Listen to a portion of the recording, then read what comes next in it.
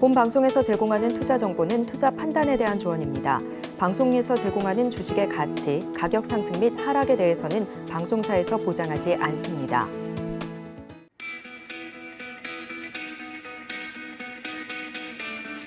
안녕하십니까. 고수익 작전 타임 진행의 도지혜입니다. 방금 전 마무리가 된 뉴욕 증시 상황 먼저 살펴보도록 할 텐데요. 간단하게만 말씀드리면 전날과 달리 관련이 크게 없이 시장 같은 경우는 계속해서 관망세가 나타나는 모습이었습니다. 뚜렷한 방향성 없이 시장이 계속해서 횡보를 하고 있는 가운데 약세로 좀 마감이 되는 모습이었는데요. 전날 이슈가 그대로 오늘 시장에도 옮겨 붙는 모습이었습니다. 이렇게 좀 지지부진한 눈치 보기 장세가 진행이 될 때 우리는 어떤 작전을 세워야 될지 많은 분들 궁금해하실 텐데 오늘도 1시간 동안 장전 작전 세워보도록 하겠습니다. 자, 먼저 글로벌 이슈 자세하게 살펴주실 첫 번째 전문가님 연결해 보도록 할 텐데요. 루크투자연구소의 임순재 대표님 전화로 연결해 보도록 하겠습니다. 대표님 안녕하십니까? 네, 안녕하십니까? 네, 반갑습니다. 마무리가 된 뉴욕 증시 간단하게 제가 설명을 좀 드렸는데 연속적으로 하락 마감하고 있는데 눈치 보기 장세가 계속되고 있다고요? 네, 그렇습니다. 전일 미국 3대 지수는 전부 혼조 마감을 했는데요. 다우 지수는 3포인트 올랐습니다. 퍼센트로 0.01%가 되겠고요. 대신 이제 나스닥 같은 경우 0.59%, 그다음에 S&P 500 같은 경우도 0.16% 하락하는 그런 모습을 보였습니다. 필라델피아 반도체 지수 같은 경우도 전일 0.3% 하락을 하는 그런 모습을 보였고요. 이번 주부터 다음 주까지 이제 월초로 인해서 다양한 경제 지표가 지금 발표될 예정입니다. 특히 오늘 밤 같은 경우는 졸트라고 불리는 이제 고용 관련된 지표가 발표가 될 예정이고요. 그리고 금요일에는 11월 달 고용 보고서가 발표될 예정입니다. 그렇기 때문에 이런 다양한 경제 지표에 따라서 어떻게 나올 건지가 시장에 상당한 이제 관심사를 갖고 있는 그런 상황이고요. 이와 더불어 이제 오늘 밤이죠. 파월 의장이 브루킹스 연구소에 연설을 할 예정입니다. 파월 의장이 과연 지난 8월에 잭슨홀 미팅처럼 매파 발언을 할 것이냐 하는 게 시장의 좀 관심 사항이다 보니까 시장 전체적으로 조금 관망세가 우세한 그런 상황이었다라고 보시면 되겠습니다. 특히 기업의 3분기 실적이 이제 마무리가 된 그런 상황입니다. 그렇기 때문에 투자자들이 거시 지표에 따른 향후의 기준금리 인상 여부, 진상 폭에 대한 관심이 좀 더 커져 있는 상황이다라고 보시면 되겠고요. 전일 이제 중국의 코로나 제로 정책의 지속 여부에 대한 그런 우려가 계속 좀 확산이 됐었는데 일단 신규 확진자 수가 감소했다라는 것 때문에 시장은 일단은 안도하는 그런 모습을 보였습니다. 전일 하락을 보인 이제 나스닥 같은 경우는 다시 1,000포인트를 하회 마감을 한 그런 상황이다라고 보시면 되겠습니다. 섹터별로 보면 상승 종목과 하락 종목이 거의 반반 정도로 혼조세를 보였고요. 특히 상승 종목을 본다라고 하게 되면 부동산, 에너지, 금융이 상대적으로 높은 상승세를 보였습니다. 이에 비해서 기술, 유틸리티, 임의소비재 관련된 섹터는 어저께 하락을 하는 그런 모습을 보였습니다. 주요 등락을 본다라고 하게 되면 기술주들이 약세를 보였기 때문에 애플이나 마이크로소프트, 아마존, 구글 전부 다 하락하는 그런 모습을 보였고요. 다만 메타만 플러스 상승세를 기록을 했습니다. 특히 이제 애플 같은 경우 2% 넘는 하락세를 보였는데요. 중국의 코로나 봉쇄 영향으로 올해 아이폰 생산이 크게 감소될 것이다라는 수식 때문에 하락을 보였습니다. 이외에 개별 종목으로 본다라고 하게 되면 개별 소매점인 베스트바이는 연말 소비 시즌에 판매액이 증가했다라는 수식으로 2.5% 상승을 했고요. 중국 기업 같은 경우도 전일 중국 시장의 급등으로 인해서 강한 상승세를 이뤘습니다. JD.com 같은 경우는 6.7%, 그다음에 DD 글로벌 같은 경우는 9.9%, 바이두도 5.3% 상승할 만큼 급등세를 보였고요. 이와 더불어 카지노 기업들도 마카오에서 새로운 라이센스가 부여됐다라는 소식에 강세를 보였습니다. 그래서 윈 리조트 같은 경우 2.7%, 라스베가스 샌즈 같은 경우도 2.3% 상승하는 그런 모습을 보였습니다. 미국의 채권금리는 일단 파월 의장의 발언을 앞두고 관망세를 좀 보였다라고 보여지고요. 다만 이제 중국의 사회 불안이 확대된다라는 그런 우려 때문에 10년물 국채금리가 소폭 상승하는 선에서 마감이 됐습니다. 10년물 국채금리는 3.752%로 전일들이 5bp 상승을 했고요. 2년물 같은 경우는 0.8bp 상승한 4.479%를 기록했습니다. 3개월물 금리도 여전히 4.38%를 기록을 하면서 장단기 금리의 역전 현상은 계속 지속되고 있습니다. 12월 달 그 기준금리는 50bp 인상 확률이 좀 대세가 아닌가라고 보여지고요. CME 그 패드워치 같은 경우에도 12월 기준금리 인상 확률이 50bp가 68.7%로 여전히 다수설을 차지하고 있는 그런 상황입니다. WTI 같은 경우는 전일 큰 폭의 하락을 보였는데요. 어제장에서는 78.52달러로 1.6% 정도 상승하는 그런 모습을 보였습니다. 중국의 봉쇄 완화 기대감과 그다음에 12월 4일 날 오펙 플러스 회의에서 감산할 것이다라는 그런 얘기가 나오면서 소폭 상승하는 그런 모습을 보였고요. 달러 인덱스 같은 경우는 전일보다 0.14% 상승한 106.83포인트로 장을 마쳤습니다. 네, 자세하게 뉴욕 증시 마감 상황 짚어주셨는데요. 말씀해 주셨던 것처럼 시장이 눈치 보기 장세 분위기가 좀 짙은 모습입니다. 우리 시각으로 오늘 밤이죠. 미 연준 파월 의장의 연설을 앞두고 시장이 계속해서 혼조세를 좀 보이고 있는 가운데 중요한 체크 포인트들 정리를 해드렸습니다. 여러 가지 포인트들이 있지만 역시나 이 뉴욕 증시에서 가장 큰 리스크 중 하나는 이 중국 시위 관련된 내용일 텐데요. 일단 어제 중국에서 과도한 방역을 지양하겠다라는 발표가 나면서 시위가 한층 누그러졌다라고 이야기가 나오고 있지만 주말부터 계속해서 시위 이야기가 나오고 있고 조짐이 심상치 않다라는 이야기가 나오고 있습니다. 정확하게 지금 어떤 상황인가요? 네, 중국의 코로나 확진자 수가 지금 11월 하순 이후에 급격하게 증가하고 있는 그런 모습입니다. 물론 이제 전일 이제 소폭 감소했다라고는 얘기는 하지만 여전히 3만 명대 후반대를 기록할 만큼 확진자 수가 증가하고 있고요. 이에 따라서 베이징이나 상하이 같은 대도시 중심으로 확진자 수가 증가하면서 지역별로 소규모 봉쇄가 강화되고 있는 그런 상황입니다. 지난 주말 중국의 제로 코로나 정책에 반발하는 시위가 좀 발생을 했는데요. 최근 그 월드컵 중계 영향으로 인해서 해외에서 이제 노마스크로 관중석에 있다라는 것 때문에 일단 많은 중국인들이 불만을 이제 확산이 되고 있다라고 얘기를 하고 있고요. 여기에 지난 24일 날 중국의 신장 위루무치에서 아파트 화재가 이제 시위의 도화선으로 작용을 했다라고 보여집니다. 코로나 방역 조치로 인해서 그 아파트 화재 현장에 소방차 접근이 상당 부분 늦어지면서 사상자가 19명이 발생을 했습니다. 이에 따라서 대도시 중심으로 화재 희생자에 대한 애도 관련된 이제 추모 집회가 있었고요. 이 추모 집회가 제로 코로나 정책에 대한 비판 시위로 확대 전환되고 있는 그런 상황이었다라고 보시면 되겠습니다. 특히 이제 시위대가 지금 빈 A4 용지를 들고 정부 정책에 항의를 표시를 하고 있습니다. 그렇기 때문에 시위는 이제 백지 시위라고 불리고 있는데요.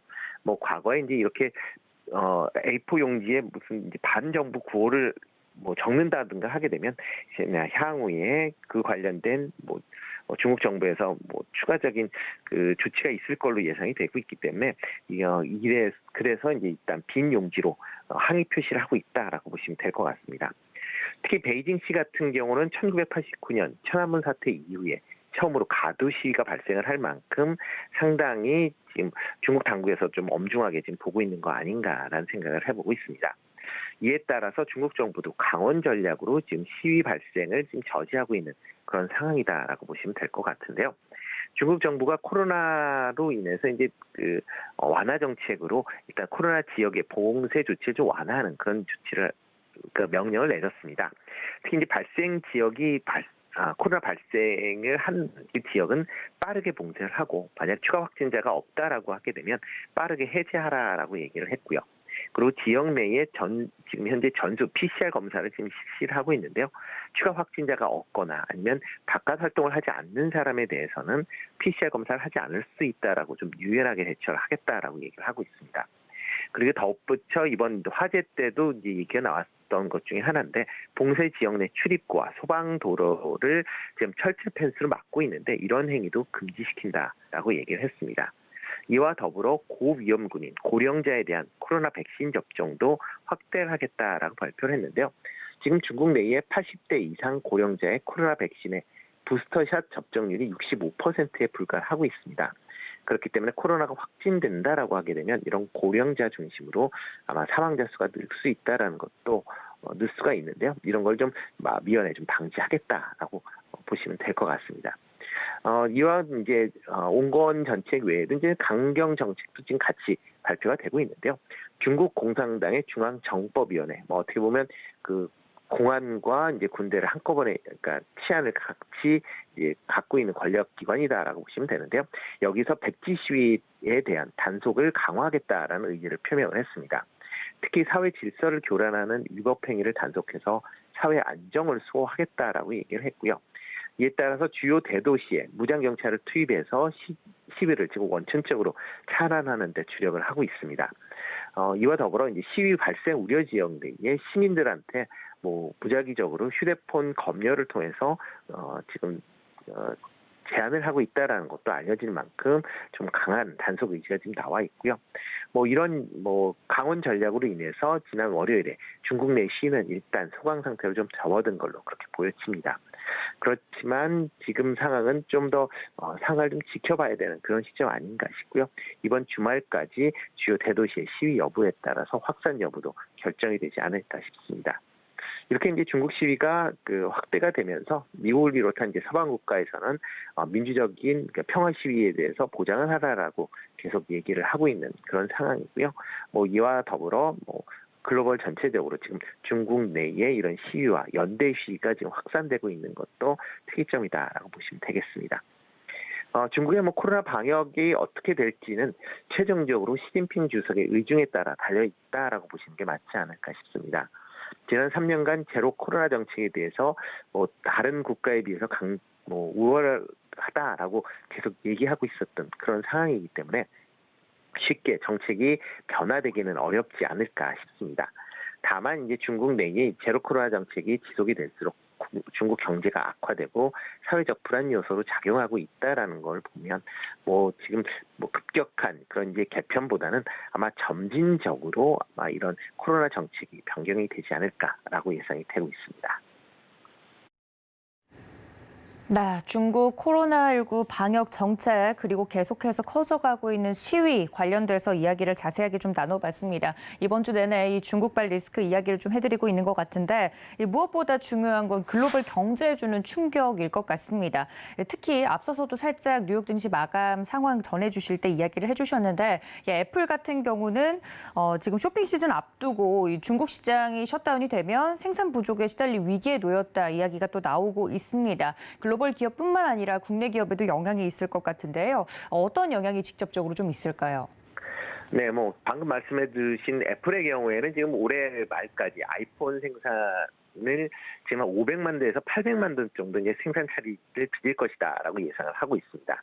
그 이유 중에 하나는 이제 아이폰의 최대 생산 시설인 폭스콘의 이제 정초 공장이 지금 코로나로 생산이 상당히 차질을 지금 빚고 있다라는 게 이유다라고 보시면 될 것 같고요. 그렇기 때문에 지금 현재 미국 내에서 아이폰 14를 주문한다라고 하게 되면 받는 거는 올해는 못 받고 내년 초에 받을 수 있다라고 지금 얘기를 할 만큼 생산 차질이 좀 심각한 그런 상황입니다. 이런 중국의 이제 제로 코로나 정책에 따른 생산 차질은 글로벌 기업뿐만 아니라 국내 기업에 좀 더 큰 영향을 미치지 않을까라는 생각을 해보고 있습니다. 특히 국내 기업은 중국의 중간재 중심으로 수출을 지금 많이 하고 있고요. 지금 6월 이후에 대중국 수출 규모가 계속 전년 대비 감소세가 지금 지속이 되고 있는 그런 상황입니다. 특히 10월 달 대중국 수출량은 작년 동기 대비 15.7%가 감소를 했고요. 만약 이렇게 제로 코로나 정책이 지속이 된다라고 하게 되면 11월 달 수출량도 상당 부분 좀 감소되지 않을까라는 생각을 해보고 있습니다. 특히 중국 내의 생산 시설에 이제 가동 중단이 계속 반복이 되고 있는 그런 상황이기 때문에 중국 내의 생산 시설도 상당 부분 가동이 중단될 생산량이 줄어들 가능성이 커진다라고 보시면 될 것 같고요. 그렇기 때문에 일단 관련된 기업들의 투자는 조심을 하실 필요가 있지 않을까 싶습니다. 물론 이제 전일 이제 중국의 코로나 완화 기대감으로 인해서 대중국 관련된 소비재 수출 관련 기업들이 큰 폭의 상승을 좀 보였었습니다. 그렇지만 지금 뭐 화장품 같은 경우도 올해 내내 지금 수출이 전월 대비 감소세가 지속이 되고 있는 그런 상황이기 때문에 일단 대중국 관련된 소비재 수출 기업들의 투자는 조금 주의를 하시면서 하실 필요가 있지 않을까라는 생각을 좀 해보고 있습니다. 그리고 또 하나가 이제 만약 이제 중국의 코로나 정책이 완화가 된다라고 하게 되면 경제 회복의 기대감이 이제 커질 수밖에 없고요. 만약 그렇게 된다라고 하게 되면 중국의 국내 증시에도 상당히 긍정적인 흐름을 미칠 걸로 예상이 되고 있습니다. 특히 이제 중국의 코로나 봉쇄 완화가 된다라고 하게 되면 중국 내 소비 생산이 증가할 걸로 예상이 되고 있고요.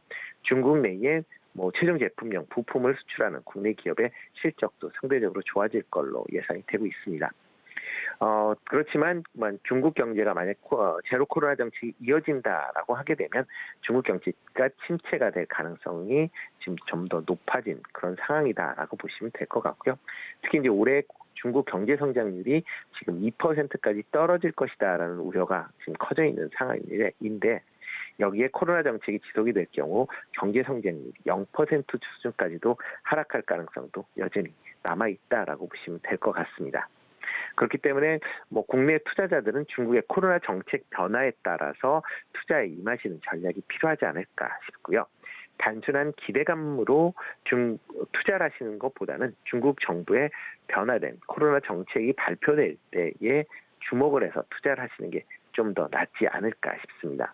특히 중국 정부의 정책 발표에 따라서 아마 증시는 출렁거릴 가능성이 농후하다라는 것도 감안을 해주시는 게 좋을 것 같고요. 만약 중국 내 시위가 확산이 돼서 최악의 경우 유혈 사태까지 발생을 한다라고 하게 되면 아마 서방 국가들과의 인권 문제에 관련된 긴장 관계가 강화될 가능성이 충분히 있습니다.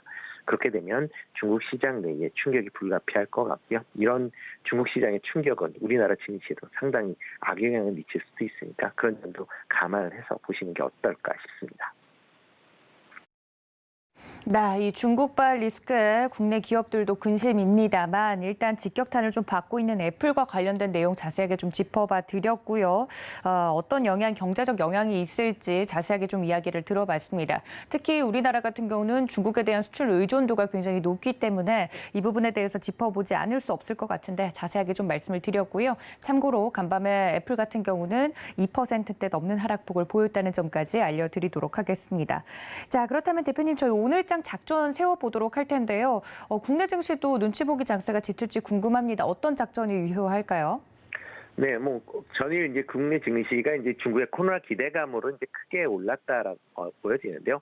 뭐 중국 정부가 이제 지난 밤에 긴급 브리핑 내에서 뭐 특별한 내용이 없었기 때문에 아마 어제의 상승분이 일정 부분 반납이 될 가능성이 좀 크다라고 보여집니다. 또 여기에 화물연대가 7일째 연속 지금 파업이 지속이 되고 있고요. 또 오늘부터 서울 지하철 노조도 파업에 돌입을 한 그런 상황입니다. 이에 따라서 정부의 이제 운송 개시 명령이 어저께 내려졌는데요. 과연 이게 어떤 식의 파업에 영향을 미칠지도 한번 조금 관심 있게 보셔야 되지 않을까 싶습니다. 뭐 지수 자체는 뭐 당분간 박스권에서 움직일 가능성이 크다라고 보여집니다. 뭐 지수가 한 2,350에서 2,500포인트 내에서 움직일 가능성은 여전히 있다라고 보여지고요. 다만 이제 개별적인 이슈가 있는 섹터군 중심으로는 뭐 계속 매수세가 꾸준히 유입될 가능성은 있다라고 보여집니다. 최근에 시장을 이끌어가고 있는 친환경 관련주 뭐 여전히 관심을 가지실 필요가 있다라고 보여지고요. 정부의 정책적인 투자가 예상이 되고 있는 분야, 뭐 대표적으로 뭐 그저께 발표가 됐었던 우주항공 관련된 분야도 여전히 관심을 가지실 필요가 있지 않을까 싶습니다. 네, 관련돼서 오늘장 작전까지 이야기를 들어봤습니다. 자세하게 오늘장 작전 이야기를 해드렸으니까 이 점까지 여러분들 참고해 주시면 감사하겠습니다. 지금까지 루크투자연구소의 임순재 대표님과 함께했습니다. 대표님 고맙습니다. 네, 고맙습니다. 네, 이렇게 오늘장 작전 글로벌 이슈와 더불어서 자세하게 말씀을 좀 드렸습니다. 어제 국내 증시와 관련돼서도 잠시 브리핑을 좀 드리자면 어제는 코로나 관련된 브리핑을 중국이 한다는 소식과 더불어서 외국인과 기관의 순매수세에 힘입어 상승을 했는데요. 국내 증시 작전 보다 자세하게 세워보도록 하겠습니다. 교보증권 여의도금융센터 윤여민 FP님 모시고 이야기 나눠보도록 하겠습니다. FP님 어서 오세요. 네, 안녕하십니까. 네, 앞서서 제가 간단하게 어제 국내 증시 흐름을 좀 이야기를 해드렸는데 하락으로 출발했다가 상승으로 결국 전환이 됐어요. 예, 일단은 좀 말씀하셨던 것처럼 좀 악재성 좀 재료들이 좀 상당히 많았죠. 뭐 그럼에도 불구하고 사실 증시는 좀 상승 마감했는데요. 일단 개장 전에 재료들은 좀 좋지 못했다라고 좀 말씀을 드려야 될 것 같습니다. 일단 뭐 한 세 가지 정도 좀 나올 것 같은데 일단 첫 번째로 좀 연준 인사들이 고금리를 유지한다는 좀 발언이 계속 나오고 있는 상황이었습니다. 뭐 2024년까지 5%대 금리의 가능성을 좀 시사를 했습니다. 그러니까 5%대를 올리는 금리가 올라가는 건 어느 정도 기정사실화돼 있지만 이런 부분을 2024년까지 유지를 하겠다라는 거죠. 이러한 측면에서 사실은 좀 강한 좀 발언이었음에도 불구하고 일단 채권 시장에서는 큰 반응은 없었습니다. 뭐 미국 금리 인상 확률도 변화는 없었기 때문에 오히려 이제 연준 인사들의 어떤 이런 발언 같은 경우가 증시에서는 좀 어느 정도 익숙해졌다라고 좀 보시면 될 것 같고 두 번째로 이제 하락장 경고에 대한 얘기도 계속 나오고 있는 상황입니다. 특히 이제 뭐 골드만이라든지 뭐 도이치, 모건 스탠리에서 지금 증시에 대한 경고를 계속 하고 있는 상황이죠. 뭐 실적이라든지 금리 정책 등을 이유로 해서 내년에 약세장이 전망된다는 얘기가 좀 나오고 있는데 사실 저도 이제 이 부분에는 어느 정도 동의를 합니다. 다만 이제 이러한 부분도 좀 반복된 재료다 보니까 일단은 현재 상황에서는 어느 정도 악재에 좀 둔감해지고 있다라고 좀 볼 수 있을 것 같고 다만 이제 세 번째로 이 중국 증시에 관련된 뉴스들이 약간 좀 긍정과 좀 부정의 좀 뉴스가 좀 같이 있는 상황이라 볼 수 있을 것 같은데 일단은 코로나19 관련돼서 뭐 시위를 한다던가 이제 제로 코로나 정책 관련된 부분들이 좀 부정적인 의견들 좀 이러한 여론들이 있었습니다만 사실은 어제 같은 경우는 이 중국 증시의 어떤 뉴스들이 좀 우리나라 증시에서도 약간의 좀 호재로 좀 작용하지 않았나 좀 생각이 드는데 일단은 중국 내에서 확진자가 이제 한 12일 만에 지금 소폭으로 감소했다라는 좀 뉴스가 나왔고요. 또 이제 당국에서 코로나 관련 브리핑을 한다는 좀 보도가 좀 있었습니다. 뭐 어느 정도 완화적인 스탠스를 좀 보여주지 않을까라는 좀 의견도 있는 상황인데 다만 이제 저는 이제 이 시진핑 3년임 이후에 좀 연준처럼 어떻게 보면 이제 좀 여러 가지 좀 스탠스를 좀 보여줄 것으로 보이고 있고 다만 내년 3월까지 이제 인준에 대한 부분을 절차를 진행해야 되는 부분이 있기 때문에 제 생각에는 중국에서 제가 볼 때 뭐 완화적인 스탠스를 낸다 하더라도 뭐 급진적인 부분은 나오지 않을 것이라 생각을 하고 있는데 다만 이제 증시에서는 그래도 좀 내년에 어떤 이런 완화적인 스탠스에 대한 부분을 좀 벌써 기대하는 부분이 아닌가 좀 생각을 하고 있고 결국 이제 금융시장이라든지 어떤 부동산의 안정 정책 관련된 부분들 이런 부분을 통해서도 어느 정도 기대가 좀 나오고 있는 결국 그러다 보니까 중국 증시의 유동성을 좀 기대하는 부분이 있다 보니까 어제 좀 상승을 하는데 일조를 하지 않았나 좀 생각이 들고 있고 이제 어제 같은 경우는 이제 삼성전자, SK하이닉스 반도체가 좀 어느 정도 선방을 했죠. 그런 상황에서 화학, 금융, 건설주가 좀 오르면서 지수를 견인했다라고 볼 수 있을 것 같고 코스닥 같은 경우는 이제 엔터라든지 게임, 반도체 좀 일부 있었습니다만 어제 중국 관련된 뉴스들이 많이 나오다 보니까 뭐 화장품이라든지 뭐 항공 같은 좀 중국 소비주들이 좀 상승을 했다라고 볼 수 있을 것 같습니다. 그리고 외국인 같은 경우는 지금 이틀 연속 매도를 하지 않는 패턴이 나오고 있는 부분이 있기 때문에 어떤 외국인의 좀 패턴에 대해서 조금은 좀 익숙해질 필요가 있지 않나라고 좀 생각을 하고 있습니다. 네, 어제 시장에 대해서 자세하게 좀 말씀을 드렸습니다. 외국인과 기관의 동반 순매수에 좀 상승을 했던 국내 증시 포인트들 짚어드렸는데요. 윤여민 FP님께서 나오시면 이 시간에는 늘 좀 눈여겨보면 좋을 만한 섹터에 대해서 분석을 해주고 계시는데 우주항공 섹터를 오늘은 또 준비를 해주셨다고 합니다. 이슈는 다들 알고 계실 것 같은데 어제였죠. 윤석열 대통령이 우리 힘으로 2045년에는 화성에 착륙한다라는 목표 등을 내건 우주 로드맵 을 공개를 했습니다. 우주항공 관련된 종목들은 그 전부터 이 이슈가 나오기 전부터 좀 움직이는 모습을 보였는데 어떤 점에 저희가 주목을 해야 될까요?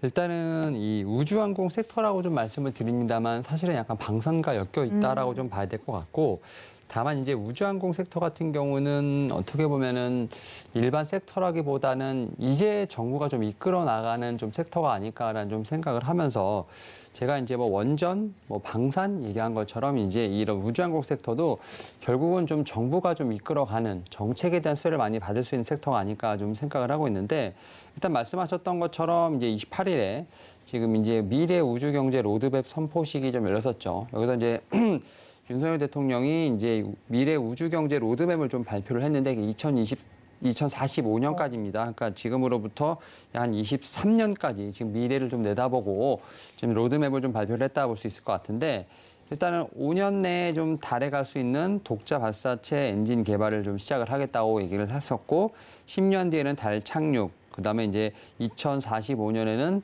화성에 좀 착륙하는 걸 목표로 하겠다라고 좀 얘기를 한 상황입니다. 결국 이제 미국의 나사를 좀 모델로 해서 우주항공청을 좀 설립하겠다는 좀 어떤 의지까지 보였기 때문에 일단은 우주항공청을 설립을 하고 나서 그 이후에 우주항공과 관련된 여러 가지 아젠다를 통해서 제가 볼 땐 정책을 실행하지 않을까 좀 생각을 하고 있고 일단은 뭐 앞서 말씀드렸던 달, 화성 탐사뿐만 아니라 우주 기술 관련된 부분들, 뭐 산업, 뭐 인재 양성, 뭐 이런 부분들이 계속 따라오지 않을까 좀 생각을 하고 있고 구체적으로 이제 신규 사업 같은 경우는 제4차 우주개발진흥 기본 계획에 좀 반영되지 않을까라는 좀 생각을 하고 있습니다. 결국 이제 이런 측면에서 봤을 때 우리나라도 이제 우주 강국으로 가는 어떤 그런 길목에 있지 않나 좀 생각을 하고 있고 최근에 이제 룩셈부르크 경제부와 이제 양국 간 지금 이제 우주 협력 관련된 MOU까지 좀 체결한 부분이 있기 때문에 이와 관련돼서 뭐 누리호라든지 뭐 다누리 발사 관련된 부분들 뭐 이런 부분에 어떤 뭐 기술 축적 여기에 또 이제 국제 간의 교류를 통해서 다시 한번 좀 강국으로 도약하는 어떤 그런 느낌이 있지 않나 좀 생각을 하고 있고 결국 이제 앞서 말씀드렸던 우주항공청 내년에 아마 출범될 것으로 보이고 있기 때문에 범부처 컨트롤 역할을 하지 않을까. 그리고 이런 측면에서 봤을 때 민간 우주 업체들과의 제가 볼 땐 협업도 분명히 일어나지 않을까 좀 생각을 하면서 물론 관련된 업체들 좀 미리 움직이긴 했습니다만 제가 볼 때는 지금부터가 좀 시작이 아닐까라는 좀 생각도 하고 있습니다. 네, 우주항공 섹터라고 말씀을 드렸지만 지금은 현재 이제 방산과 연계된 부분들이 많기 때문에 투자자분들은 그 점도 유의해 주시면 좋을 것 같고 일단은 정부가 힘있게 끌고 나가는 정부 주도에 관련된 내용들이기 때문에 관련돼서 우주항공과 관련된 내용들 자세하게 좀 짚어드렸으니 이 점까지 참고해 주시면 감사하겠습니다. 자, 오늘은 벌써 11월의 마지막 날입니다. 2022년이 한 달 정도 채밖에 남지 않았는데 오늘장 작전은 저희 어떻게 세워보는 게 좋을까요? 일단은 앞서서 말씀드렸던 것처럼 사실은 어떻게 보면 악재가 좀 나오고 있고 또 악재가 다시 한번 완화되는 어떤 그런 스탠스가 계속 유지가 되고 있는 상황이기 때문에 그러한 측면에서 지금 이제 어떻게 보면 향후에 나오는 뉴스플로우를 좀 주목을 해봐야 되지 않을까 좀 생각을 하고 있는데 일단은 뭐 8월 연설, 그다음에 고용 보고서, 뭐 11월 CPI, 그다음 뭐 FOMC로 이어지는 일정이 좀 계속 이어지고 있는 상황입니다. 결국 이런 뉴스플로우를 계속 체크를 해봐야 되지 않을까 좀 생각을 하고 있고 일단은 코스피 2,400에 대한 어떤 지지력은 계속 확보를 하면서 테스트를 하고 있다라고 좀 생각이 들고 있습니다. 이제 결국 이제 연속 상승에 대한 부분들을 우리는 계속 고민해봐야 되지 않을까 좀 생각을 하고 있는데 앞에서 말씀드렸던 것처럼 이제 뉴스플로우를 계속 체크를 해보면서 어쨌든 상황을 봐야겠지만 강력하게 상승을 이제 일으킬 만한 요인은 좀 없어 보인다. 결국 이러한 측면에서 봤을 때 수급도 강력한 매수 추세가 좀 보이지 않는다라고 좀 결론이 나올 수 있을 것 같고 앞서 말씀드렸던 외국인의 패턴 또한 상당히 일정하지 않는 상황입니다. 뭐 이런 측면에서 봤을 때 지금 이제 뭐 CPI 같은 좀 트리거가 나오는 지금 재료들을 좀 기다려봐야 되지 않을까 좀 생각을 하고 있고 결국 이제 앞에서 또 계속 언급드렸습니다만 악재 그다음에 이제 악재 완화 이 구도로 계속 지금 흘러가고 있는 상황이기 때문에 지수 자체는 어떻게 보면 횡보할 수 있는 상황.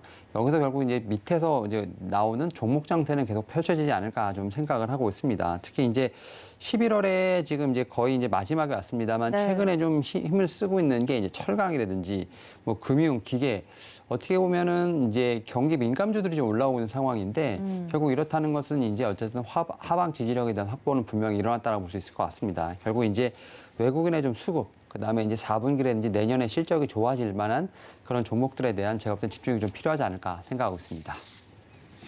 네, 시장에서 현재 악재도 있고 악재를 완화시키는 내용들도 연속적으로 나오고 있는 가운데 시장 안에서 개별 종목 장세가 계속 이어지고 있습니다.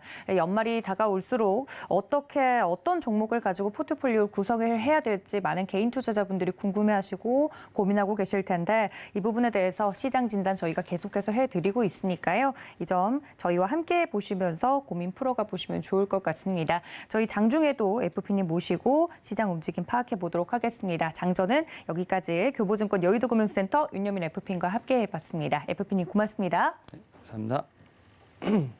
네, 이제는 국내 증시에 현재 영향을 미치고 있는 이슈 분석 들어가 보도록 하겠습니다. 늘 이슈별로 자세하게 짚어주시는 분이시죠. 인베스팅 코리아 이동훈 수석 연구원님과 화상으로 연결해 봅니다. 연구원님 안녕하십니까?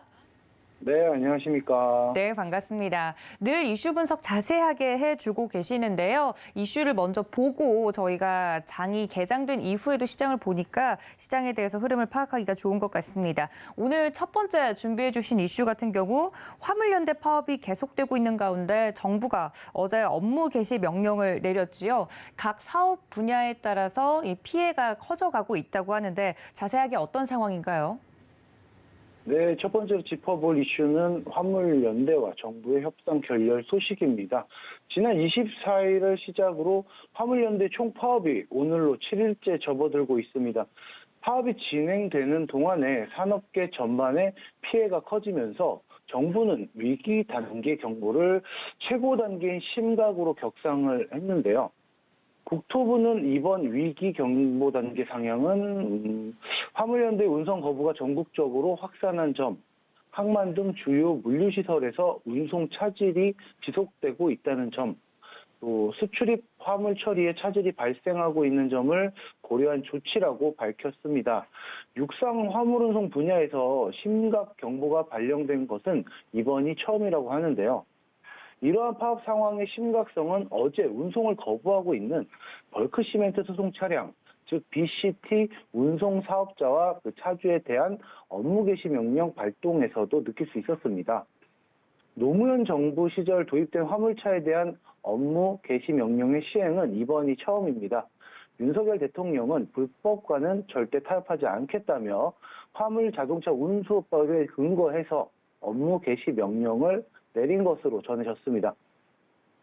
사태가 이렇게 악화된 데는 정부와 화물연대가 파업 시작 이후에 진행된 첫 협상에서 양측 의견차만 확인한 채 결렬되었던 시점부터 예견이 된 상황이었죠. 그리고 오늘 2차 협상이 진행될 예정인데요. 오늘 진행될 협상 무척 중요할 뿐더러 이번 파업의 분수령이 될 것으로 보입니다. 서울교통공사 노조와 전국철도노조가 오늘과 다음 달 2일 줄줄이 파업을 예고하고 있기 때문입니다. 이렇게 파업 상황으로 인한 산업계 피해도 점차 확산이 되고 있는 모습을 보이는 가운데서 철강, 건설 현장, 정유사 등의 피해가 잇따라 전해지고 있고요. 우리에게 가장 빠르게 와닿는 게 이제 피해 사례가 현재 기름 대란입니다. 4대 정유사 차량 중 70-80%가 화물연대 조합원으로 운영이 돼 있기 때문에요. 회전율이 빠른 주유소는 벌써 재고가 품절되고 있는 곳들이 나오고 있다고 합니다. 파업 기간이 길어진다면 문제는 더 심각하게 가속화될 것으로 보입니다. 철강업계 역시 주요 제철소에 육로 운송이 막혀 있고요. 평상시 대비 10% 미만의 물량만 출하되고 있습니다. 특히 포스코에서는 지난 여름 태풍 침수 피해 복구에 필요한 부자재라도 나를 수 있도록 화물연대에 현재 호소까지 하고 있는 상황이라고 전해졌습니다. 그런가 하면은 전국 12개 항만 컨테이너 반출입량이 평소 대비 37% 수준으로 줄어들면서 수출입과 화물 처리에 차질이 생기고 있고요. 시멘트의 경우에는 평상시 대비 11%인 2만 1000톤만 운송이 되면서 레미콘 생산량이 평시 대비 8% 수준이라는 국토부 소식도 있었습니다. 정유, 철강, 운송, 컨테이너 등 관련주들의 움직임이 심상치가 않습니다. 전일 운송 컨테이너 섹터 종목의 상승이 보였었는데요. 그중에 KCTC, 태용로직스, 동방 등 종합물류 테마가 상승하는 모습을 보여주었습니다. 오늘은 정유, 시멘트, 철강이라는 이러한 섹터군들의 움직임들도 한번 살펴보셔야 합니다. 화물연대 파업으로 인한 오히려 수혜를 받는 주가의 움직임 참 아이러니하죠. 2차 협상마저 결렬이 된다면 전체적으로 심각한 상황이긴 하지만 일단 정유 관련주들이 먼저 좀 움직여주지 않을까라고 예측을 해보고요. 화물연대 파업이 어떻게 돌아가는지 오늘 한번 시청자 여러분들 잘 지켜보시기 바라겠습니다.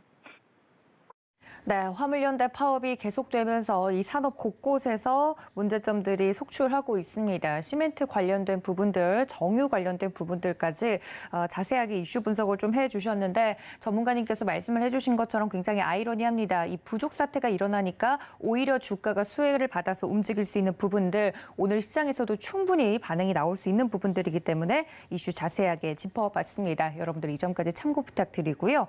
자, 저희 다음 이슈로 넘어가 보도록 하겠습니다. 앞서서도 간단하게 저희가 좀 살펴봤던 내용인데요. 이번 정부에서 발표한 미래 우주 경제 로드맵 선포와 관련된 내용입니다. 이게 윤석열 대통령의 대선 공약이기도 했고, 이 광복 100주년이 오는 2045년까지는 화성에 정말 진출을 하겠다라는 이야기가 나오면서 어떻게 법제적으로 혹은 구체적으로 이 사항들을 진행시켜 나갈지 많은 분들이 궁금해하실 텐데요. 자세하게 이슈 분석해 주신다고요. 네, 그렇습니다. 28일이었죠. 윤석열 대통령이 우주경제 비전을 구체화하는 미래 우주경제 로드맵 선포식에서 그 방향성을 밝혔습니다. 로드맵은 5년 내달로 향할 독자 발사체 엔진 개발을 시작으로서 2032년 달 착륙 및 자원 채굴에 이어 앵커님 말씀하셨듯이 광복 100주년인 2045년 화성 착륙에 설정을 했습니다. 이를 위해서 달, 화성 탐사, 우주기술, 강국도약, 우주산업 육성, 우주 인재 양성, 우주 안보 실현, 국제공조 주도 등 6대 정책을 추진할 예정이라고 전해졌습니다. 우주경제 로드맵을 이끌 우주항공청은 내년 중 문을 열 계획이고요. 우주항공청은 철저하게 전문가 중심으로만 꾸려질 것이라고 합니다. 현재 공무원 연봉과 조직 아래에서는 영입하기 어려운 세계적 석학까지 불러 모을 수 있도록 연봉, 조직, 구성에 최대한 자율성을 부여하겠다는 방침을 밝혔습니다. 한국형 발사체 누리호 발사 성공 때 이를 주도한 연구원들의 낮은 처우를 두면서 굉장히 논란이 됐었던 사례가 있는데 그 사례를 반복하지 않겠다는 의지가 담겨 있습니다. 이번 로드맵에서 정부가 어느 정도의 힘을 싣고자 하는지 가늠해 볼 수 있겠고요. 뿐만 아니라 민간 기업들의 참여도 유도를 한다고 합니다. 한화 에어로스페이스와 LIG 넥스원 등 국내 우주개발 기업 70여 개, 국내 우주개발 기업들이 참여할 예정인데요. 자, 이런 상황을 고려해 볼 때 우주항공 관련주의 전망은 당분간 밝다고 볼 수 있겠습니다. 어제 우리 시장에서도 그러한 면모를 살펴볼 수 있었죠. 최근 하락 추세로 주가에 힘을 받지 못했던 우주항공 테마들의 상승이 이어질 전망을 보이고요. 그중에서도 캠코아 에어스페이스 어제 7% 상승 추세 좋았고요. 한국항공우주도 기분 좋게 어제는 좋은 거래량이 터져주는 모습을 보였습니다. 가장 상승했던 종목은 잠시 후에 다시 언급을 해드리기로 하고요. 증권가에서는 이번 우주항공청 설립 소식이 단기 상승이 아닌 장기적인 추세 상승 재료라고 평가하고 있는 데다가 국내 우주시장 규모가 내년 본격적인 우주항공청 설립 시작으로 2027년까지 5년 동안 3배가량 확대될 것으로 전망을 했고요. 우주항공청에 참여하는 기업들이 향후 미국 항공우주국 등 해외와의 협력을 통해서 얻게 될 잠재적 계약도 고려를 해본다면 충분한 추가 주가의 상승 재료라고 판단됩니다. 이러한 이유로 최근 몇 년간 국내의 증시를 이끌었던 빅테크 섹터를 대체할 수 있을 것이라고 저도 기대해 보겠습니다. 네, 정말 화성에 갈 수 있을지 기대가 되는 한편 관련돼서 이 기대감을 가지고 움직이고 있는 종목들에 대해서도 자세하게 살펴봐 주셨습니다. 가장 눈여겨보고 있는 종목은 잠시 뒤에 말씀을 드리겠다 이야기를 해주셔서 더욱더 기대감이 커져가고 있는데 연구원님 어떤 종목을 저희가 보면 좋겠습니까? 네, 앞서 살펴본 이제 우주 로드맵과 관련해서 말씀드리기로 한 종목이 무엇이냐면 AP 위성 한번 주목해 보시기 바라겠습니다. 전일 우주항공 섹터에서 가장 큰 상승을 보여주었던 종목이었습니다. 최대 주가가 17% 이상 상승을 하며 지난 6월 급락했던 거래량에 육박하는 거래량이 터져주면서 섹터군 중 가장 좋은 흐름을 보여주면서 어제 10%가량 상승하는 모습을 보였고요. AP위성은 위성통신 단말기 개발 및 제조업체입니다. 주요 고객은 아랍에미리트 두바이 소재 위성통신업자를 통해서 유럽, 아프리카, 중동, 호주 지역과 한국과 일본을 포함하는 아시아 전역을 대상으로 이동 위성 통신 서비스를 제공하고 있습니다. AP성의 위성통신 단말기의 수요처는 대부분 해외 시장이고요. 인공위성 및 인공위성 부품의 수요처는 국내 대기업과 정부 연구기관입니다. 단연간 거래한 매입처를 통해서 매입을 하고 있으므로 매입 가격이 안정화되어 있습니다. 최근 AP위성의 주가는 완연한 하락 추세를 이루는 주가의 흐름이었죠.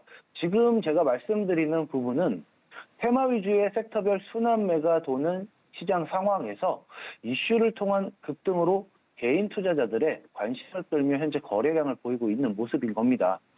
그렇기 때문에 시청자 여러분들께서는 단타적 접근으로 말씀을 드리는 것이고요. 그래서 오늘은 목표가와 손절가는 설정해 드리지 않겠습니다. 윤 대통령의 미래 우주 경제 로드맵 발표로 인한 상승 추세가 오늘도 이어질지 지켜보셔야 될 종목이긴 하고요. 다만 어제와 같은 거래량과 수급이 붙어주느냐, 그로 인해서 오늘도 한번 강한 슈팅이 나와주느냐 여러분도 지켜보시고요. 잠시 후 시초가에서 급등하는 모습을 보여준다면 그 단타적으로 진입이 가능하신 분들만 단타적 접근으로 빠르게 수익 보시고 나오시기를 추천드리는 거지, 이거에 대해서 장기적 관망세를 보이면서 홀딩하시라고 말씀드리는 건 아닙니다.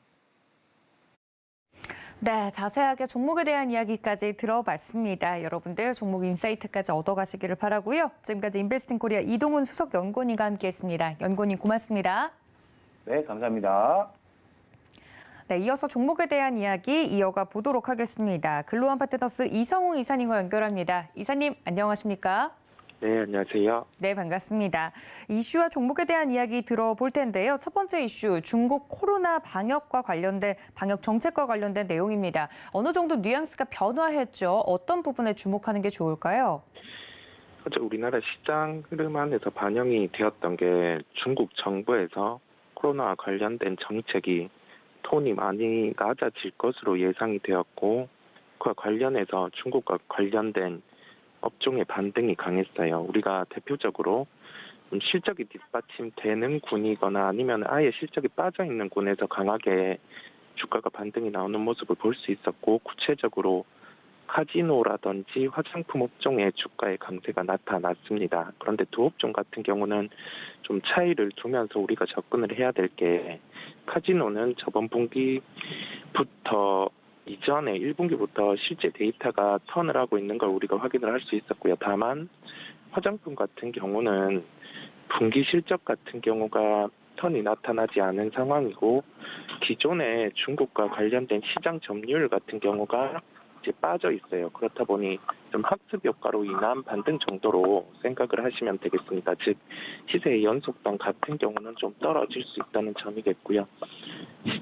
시세의 연속성은 실적에 기반이 돼서 움직일 수 있다는 점을 기억을 하면 되겠습니다. 우리가 이 맥락을 중심으로 해서 좀 종목을 가지고 가는 거 자체도 지금 크게 보면은 중국 같은 경우가 코로나 관련된 부분 이제는 계속 봉쇄를 이어나가기에는 경제적인 측면에서도 부담이 될 거예요.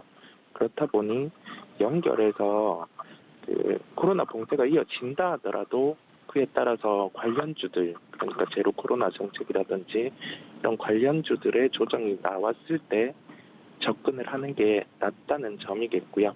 여기와 연결해서 시세의 연속성은 실적이 기반이 된다는 점을 말씀을 드렸고, 아예 실적이 이런 데이터를 반영해서 깨져 있는 쪽 같은 경우도 주가의 반등이 가능해요. 그렇다 보니 이런 군들, 즉 그 3분기 실적이 우리가 예상한 것보다 지나치게 데이터가 깨진 쪽 같은 경우는 코로나와 관련된 부분, 물론 우리나라가 이전부터 이 부분을 봐왔지만은 각국의 정책 안에서 조금씩 변화되었던 점을 기억을 하면서 종목들을 살펴볼 필요가 있을 것으로 보입니다. 네, 이러한 특징 속에서 그러면 오늘 살펴볼 만한 종목 어떤 종목일지 궁금한데요. 준비해 주신 오늘의 종목 어떤 종목일까요? 네, 종목은 호텔신라를 말씀드리겠습니다. 대표적으로 3분기 실적 같은 경우가 좀 잘 안 나온 군이라고 할 수 있겠어요. 우리가 연세에 대한 데이터가 턴을 못하다 보니까 3분기 실적은 아주 예상치보다 좀 하회하는 실적을 발표한 걸 우리가 데이터로도 볼 수가 있었고, 여기에서 알 수 있는 점은 연세 데이터 같은 경우가 이제 회복되는 시점이 되면 주가 상승 탄력도도 강화가 될 수 있는 그러한 연결고리를 생각을 해볼 필요가 있겠습니다. 중국의 리오프닝 기대감 반영으로 주가 같은 경우는 최근에 좀 긍정적으로 움직이고 있기는 해요. 네. 움직이고 있는 상황 안에서 우리가 중국 리오프닝 기대감이 반영되는 구간임을 생각을 해야 되겠습니다. 가격의 변화 같은 경우는 이미 이런 점을 반영하고 주가의 움직임이 나타나고 있어요. 즉 중국 리오프닝 기대감이 반영이 되고 있다는 점이고요. 이런 점을 종합해 봤을 때 적극적인 추격으로 가기보다는 가격대를 정한 접근이 필요하다는 결론이겠고요. 가격 접근은 71,500원대 접근 가능하다는 결론입니다. 자, 중국과 관련된 이슈 짚어주셨고요. 중국 리오프닝 기대감 반영과 관련돼서 오늘의 종목 호텔신라 이야기를 해드렸습니다. 가격대는 71,500원대 접근이 가능하다 말씀을 드렸으니까 혹시나 이슈와 더불어서 종목을 찾고 계시는 분들 이 점까지 참고해 주시면 좋을 것 같습니다. 자, 다음 이슈로 넘어가 보도록 하겠습니다. 시장을 좀 주도하는 업종이 부재한 시장입니다. 좀 개별적인 종목 위주로 움직이고 있기 때문에 어떤 쪽을 봐야 될지 개인 투자자분들이 요즘 고민이 많으실 것 같아요. 업종에 대한 접근 방법 알려주시겠다고요?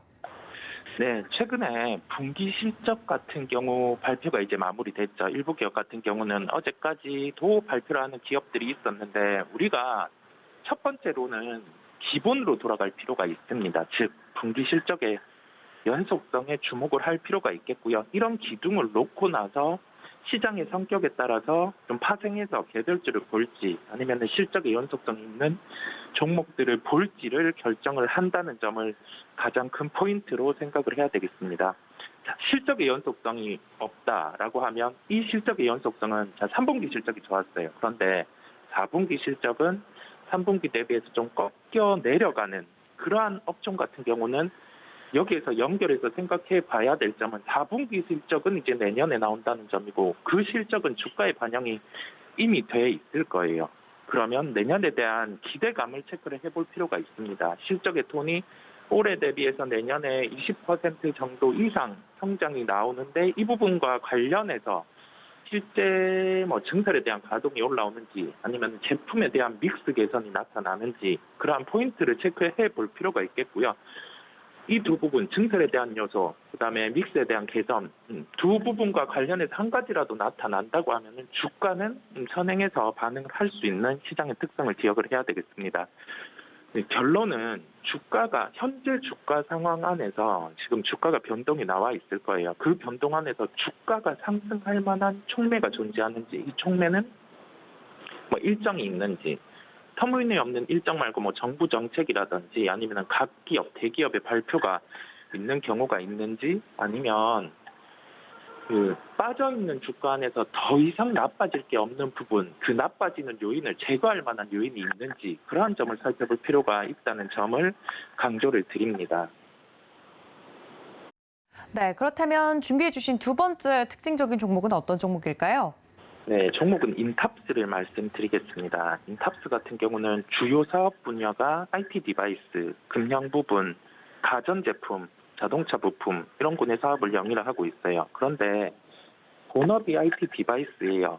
그러면 이 본업 같은 경우에 실적이 안 좋단 말이죠. 지금 모바일 판매라든지 그러한 부분은 좋지 않은 상황이다 보니까 좀 불안한 면이 있는데 3분기는 예상치를 상회하는 영업이익을 발표를 했고 지금 현금성 자산이 1,400억 정도 되다 보니까 자사주 매입 부분, 그다음에 외부 인수 합병까지 추진을 하고 있습니다. 그리고 삼성전자의 핵심 협력사다 보니 우리가 삼성전자의 로봇 사업 같은 경우에 확장을 하면 조립과 관련된 부분을 담당을 할 수 있고 내년 상반기에 삼성전자의 웨어러블 로봇이죠. 잼스 힙 같은 경우에 생산이 본격화되면 여기에 초도 물량이 2만 대에서 5만 대로 추정을 하고 있어요. 그러면 여기에 대해서 조립 부분을 인탑스가 맡아서 할 것으로 보여서 현재는 본업이 실적이 안 나오다 보니까 좀 주가 같은 경우는 로봇주가 움직임에도 불구하고 탄력적이지는 않아요. 그런데 삼성의 제닉스 힙이 본격적인 생산이 된다고 하면 그때 주가 같은 경우는 한 단계 레벨업이 될 것이 명확합니다. 우리가 이 점을 생각을 하고 가격대 같은 경우는 현재 주가가 한 차례 또 조정이 나와 있어요. 그런 점 감안하더라도 좀 여유를 가진 단가의 접근이라고 말씀을 드릴 수 있겠고 28,800원대에 접근 가능하다는 결론입니다. 자, 오늘 두 번째 특징적인 종목 인탑스 이야기를 해드렸습니다. 이 로봇 업종과 관련돼서 볼만한 종목으로 이야기를 해드렸으니까 이 점까지 참고해 주시면 감사하겠습니다. 지금까지 글로원 파트너스 이성우 이사님과 종목 이야기 나눠봤습니다. 이사님 고맙습니다. 네, 감사합니다. 네, 이렇게 장전에 저희가 반드시 체크해야 되는 이슈와 종목에 대한 이야기까지 나눠봤는데요. 본 방송에서 제공해드린 정보는 투자 판단에 대한 조언일 뿐 해당 주식의 가치나 수익률을 보장하고 있지 않다는 점까지 알려드리면서 저희는 장중 전략으로 다시 인사드리겠습니다. 시청해주신 여러분 고맙습니다.